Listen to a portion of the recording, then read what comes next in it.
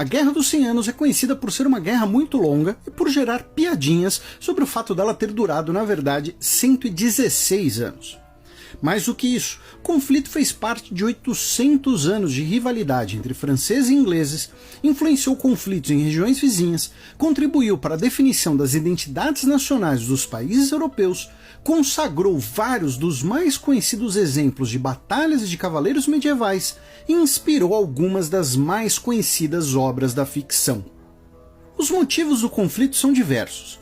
Desde 1066, quando os normandos invadem a ilha da Grã-Bretanha, em um tema que já vimos aqui, as famílias das nobrezas francesas e inglesas tornaram-se cada vez mais emaranhadas, com casamentos e relações de lealdade, com a família real britânica inclusive controlando territórios onde hoje são França e Bélgica, como partes da Aquitânia e da Gasconha.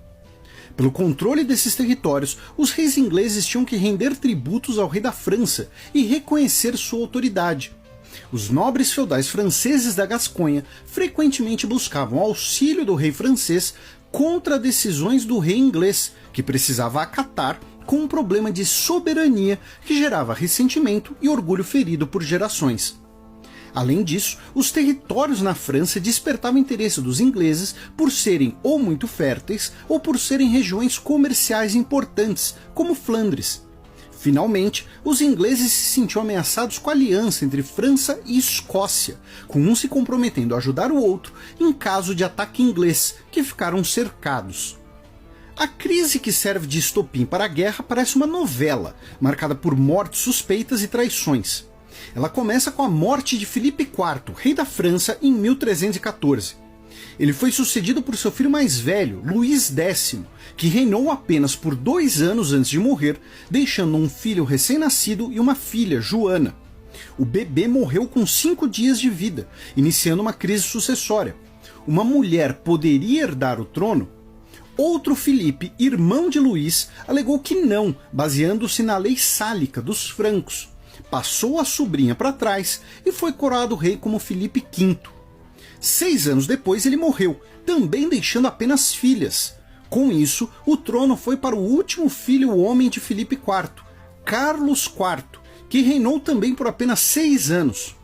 Quando ele morreu, sua terceira esposa estava grávida e, por 2 meses, a França foi governada por um regente esperando o nascimento do bebê.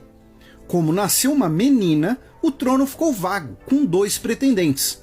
Um era o regente, sobrinho de Filipe IV, Filipe de Valois. O outro era neto de Filipe IV. Ele era conhecido como Eduardo III e ele era rei da Inglaterra. Seu pai era Eduardo II, aquele que é retratado como um molenga no filme Coração Valente, e sua mãe era Isabela da França, a personagem da Sophie Marceau, filha de Filipe IV. Ou seja, o rei da Inglaterra poderia unificar os 2 tronos.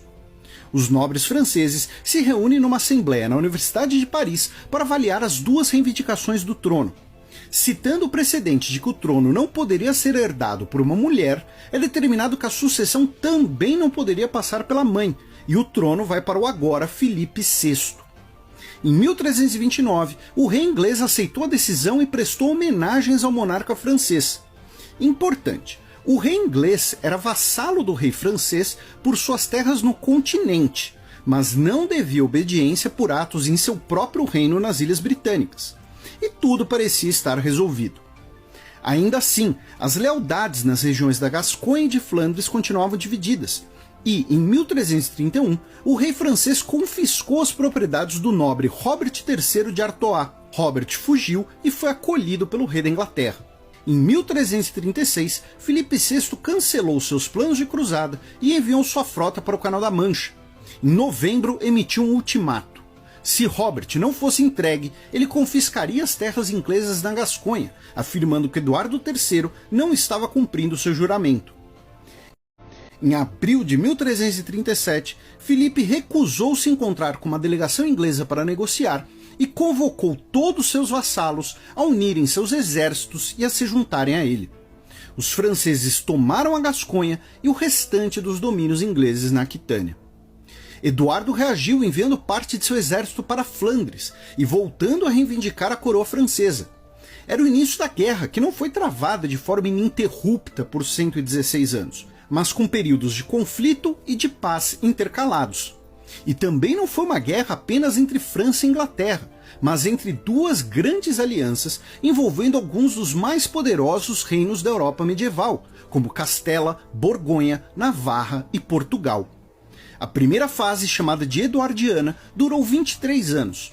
Após anos de operações de cavalgada, quando um exército atravessava o território inimigo para destruir e pilhar o máximo possível, e de escaramuças costeiras no Canal da Mancha, as forças inglesas conseguiram sucessivas vitórias contra os franceses, como na Batalha Naval de Sluis, que garantiu o domínio marítimo, e na Batalha de Crécy. Essa batalha é simbólica militarmente, pois consagrou o uso do arco longo, que dava vantagem tática aos ingleses. Meses depois, os ingleses derrotaram o exército escocês que invadiu o norte da Inglaterra. Posteriormente, também venceram a guerra pela sucessão da Bretanha entre dois duques, cada um apoiado por um lado. Uma epidemia de peste negra afetou a Europa, forçando uma trégua no conflito. A doença dizimou até 1/3 da população francesa, incluindo a rainha. Filipe VI se casou novamente, com uma nobre que estava prometida para o seu filho, o futuro rei João II. Isso causou uma crise entre a nobreza francesa. Quando a guerra foi retomada, os franceses foram novamente derrotados na Batalha de Poitiers e o rei João foi capturado. Por 4 anos ocorreram negociações, até que uma tempestade destruiu parte do exército inglês e forçou um tratado com os ingleses vitoriosos. Após 9 anos de paz, inicia-se a segunda fase do conflito, a Carolina, que durou 20 anos. O rei francês Carlos V, aproveitando rebeliões contra os ingleses na Aquitânia, conseguiu retomar vários dos territórios perdidos.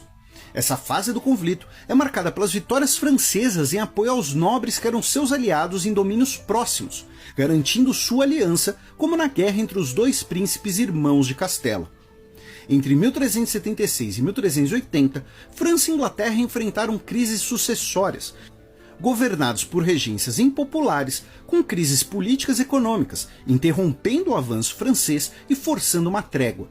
Essa fase teve desdobramentos em Portugal, que, com auxílio inglês, derrotou os castelhanos, apoiados pela França, inaugurando a dinastia de Avis.